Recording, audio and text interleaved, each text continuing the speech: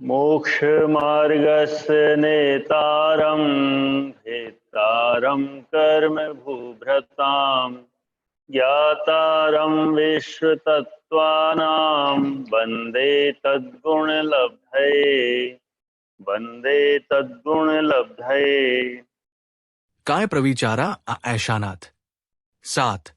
अर्थ ऐशान स्वर्ग तक के देव अर्थात भवनवासी, व्यंतर, ज्योतिषी और सौधर्म व ऐशान स्वर्ग के देव मनुष्य और तिर्यंचों की भांति शरीर से काम सेवन करते हैं। शेषाय स्पर्शरूप शब्द मन है प्रविचारा। 8। अर्थ शेष अर्थात तीसरे स्वर्ग से लेकर 16वें स्वर्ग तक कुछ देव देवियों के स्पर्श से, कुछ में रूप देखने से, कुछ में शब्द सुनने से और कुछ स्वर्गों में देव और देवियां मन में एक दूसरे के स्मरण मात्र से काम वासना से तृप्त हो जाते हैं। परे प्रविचारा। 9। अर्थ परे अर्थात 16वें स्वर्ग के ऊपर जो नव ग्रैवेक, नव अनुदिश और पंच अनुत्तर विमानवासी देव हैं, वे काम सेवन से रहित होते हैं, अर्थात उनमें प्रविचार, काम वेदना नहीं होती है। यहां पर देवों के सुख के विषय में बताया जा रहा है। उन्हें सुख किस प्रकार का मिलता है और कैसे मिलता है। संसार में दो ही अवस्था निरंतर चलती रहती है, सुख और दुख। स्वर्गों में सुख की प्रधानता रहती है और नरकों में दुख की प्रधानता रहती है। सुख वस्तुतः इंद्रियों का भी है, जो अतिरेक के साथ में देवों को ही मिलता है।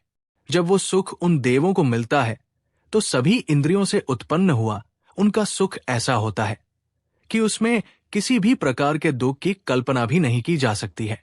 देवों में जो सुख होता है, उस सुख को भोगने के लिए आगे पीछे उन्हें कोई चिंता नहीं होती है। न तो उन्हें सुख को भोगने के लिए पहले कोई प्रयास करना पड़ता है और न किसी प्रकार का मन में कोई विकल्प रहता है। सुख भोगने के बाद भी उन्हें कोई चिंता नहीं रहती है, इसलिए उनके सुख को ही सुख कहा जाता है। आचार्य कहते हैं, इंद्रिय से होने वाले सुख रोग से रहित, निर्विघ्न, न पहले चिंता न बाद में चिंता, किसी भी प्रकार के भय से रहित होते हैं। ऐसे अनातंक सुख जो दीर्घ काल तक मिलते हैं, वे केवल देवों को ही मिलते हैं, क्योंकि देवों के शरीर में रोग नहीं होते हैं।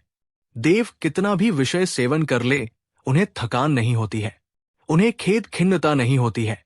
ऐसे सुख भी देवों को दीर्घ काल तक प्राप्त होते हैं, इसलिए उनका सुख ही इंद्रिय सुख कहा गया है। बाकी का सुख कोई इंद्रिय सुख नहीं है। प्रविचार। मैथुन सेवन को प्रविचार कहते हैं। स्त्री पुरुष के संयोग से जायमान सुखरूप कार्य का नाम प्रविचार मैथुन है। प्रविचार यानी काम सेवन।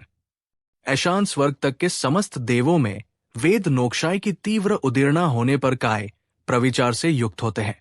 ऊपर के स्वर्गों में वासना कुछ मंद होती जाती है, इसलिए उनकी वासना स्पर्श करने, देखने, सुनने, स्मरण करने से भी शांत हो जाती है, भोग हो जाता है, तृप्त हो जाते हैं, ऐसा प्रविचार होता है। ये कामिच्छा 16वें स्वर्ग तक ही होती है, उसके आगे के देवों में कामिच्छा नहीं होती है।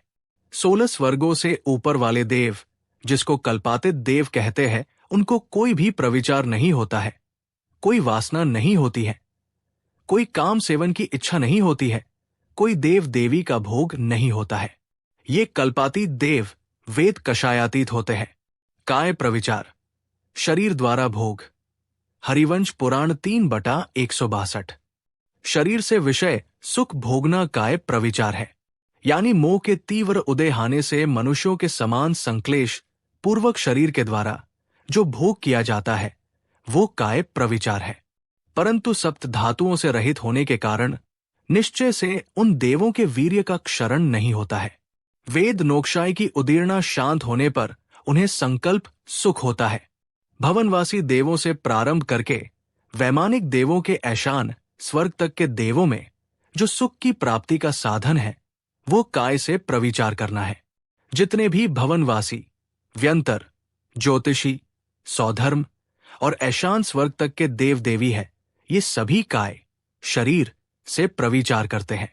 आचार्य पूज्यपाद स्वामी टीका करते हुए लिखते हैं कि भवनवासी से ऐशान स्वर्ग के अंत तक के जितने भी देव हैं, ये सभी संक्लिष्ट कर्म वाले होते हैं। संक्लेश का अर्थ होता है भीतर से दुखी होकर क्लेश करना, अर्थात भीतर जब क्लिष्ट की अधिकता हो जाती है तब इस तरह के विषय का अनुभव किया जाता है। इसको संक्लिष्ट कर्म कहते हैं। सिद्धांत ग्रंथों में इसको रौद्र कर्म भी कहा गया है। इस तरह से मन में काम वेदना का प्रतिकार करने के लिए भवनवासी देवों से ऐशान स्वर्ग तक के देव काय से प्रविचार करते हैं।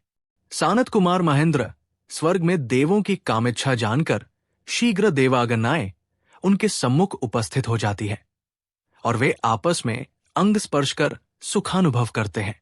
ब्रह्मादि 4 स्वर्गों में देवियों के स्वभाव से सुभग श्रृंगार, आकार, हावभाव, विलास, वेशभूषा आदि को देखकर तृप्त होते हैं। शुक्रादि 4 स्वर्गों में देव देवियों के मधुर संगीत, भूषणों की झंकार आदि शब्दों के माध्यम से श्रवण रसायन को पीकर सुखानुभव करते हैं। आंतादि 4 स्वर्गों में एक दूसरे का विचार कर संतुष्ट होते हैं। ग्रैवेकादि में स्पर्शादि कोई भी प्रविचार नहीं है। इनके अप्रविचार है अर्थात कामवेदना का प्रतीकार है। उस प्रविचार का अभाव ही परम सुख है। सानत कुमारादि स्वर्गों में प्रविचार। मोह का मध्यम उदय होने से सानत कुमार महेंद्र स्वर्ग में अंग स्पर्श से, ब्रह्म ब्रह्मोत्तर लांतव कापिष्ट स्वर्ग में रूप देखकर, शुक्र महाशुक्र शतार सहस्रार स्वर्ग में शब्द से प्रविचार होता है। मोह का उदय अत्यंत मन होने से आनत प्राणत आरण अच्युत स्वर्ग में मन से प्रविचार होता है। देवियों का प्रविचार भी अपने अपने देवों के समान इसी प्रकार जानना चाहिए। हरिवंश पुराण 3:163-166। स्पर्श प्रविचार। स्पर्श मात्र से, शरीर के स्पर्श करने मात्र से, छूने मात्र से देव और देवी को भोगों की तृप्ति हो जाना स्पर्श प्रविचार है। ये मोह का मध्यम उदय से होता है।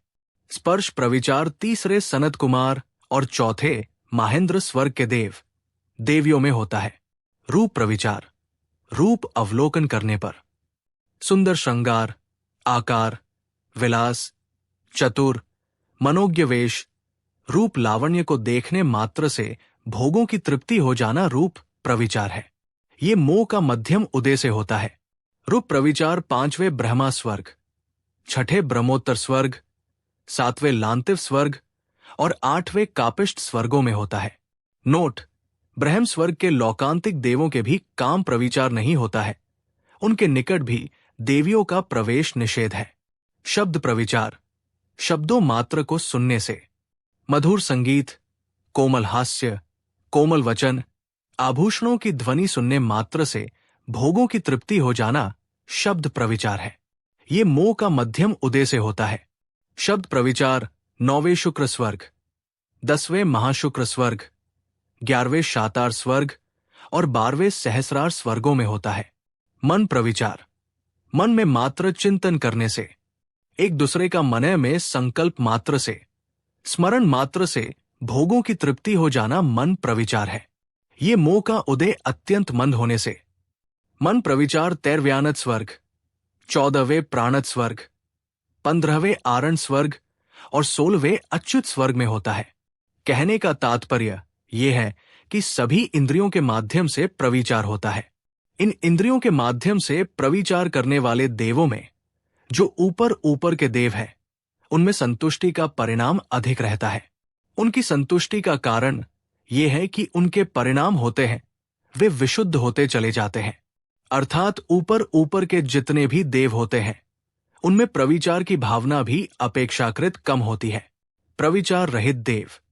उन 16 स्वर्गों से ऊपर के कल्पातीत देव अर्थात 9 ग्रैव्यक, 9 अनुदिशों और 5 अनुत्तरों के देव प्रविचार से रहित होते हैं। वहां पर देवियों के माध्यम से किसी भी प्रकार के सुख का प्रयास नहीं करना पड़ता है। इनके मन में देवियों का किसी प्रकार से स्मरण भी नहीं आता है। वहां तक देवियां नहीं पहुंचती है। देवियों का आवागमन केवल 16वें स्वर्ग तक ही है। यहां पर मोह का उदय अव्यक्त होता है। इन देवों के परिणाम इतने विशुद्ध होते हैं कि वे सागरों पर्यंत अपना जीवन धर्म ध्यान करते हुए निकाल देते हैं। सिद्धांत ग्रंथों में इन देवों को मुनि की उपमा दी जाती है। नवग्रह वेग के देव मुनि महाराजों की तरह काम वेदना से रहित होते हैं। विशेष 1. देवियां प्रथम 2 स्वर्गों में ही उत्पन्न होती है। पहले स्वर्ग में अर्थात दक्षिणेंद्र में तथा दूसरे स्वर्ग में अर्थात उत्तरेंद्र में ही देवियों उत्पन्न होती है। ऊपर के देव अवधि ज्ञान से पता लगने पर अपने अपने नियोग की देवियों को अपने स्वर्गों में ले जाते हैं। 2 भवनवासी, व्यंतर और ज्योतिष्क देवों की देवियों उनके भवनों में ही उत्पन्न होती है।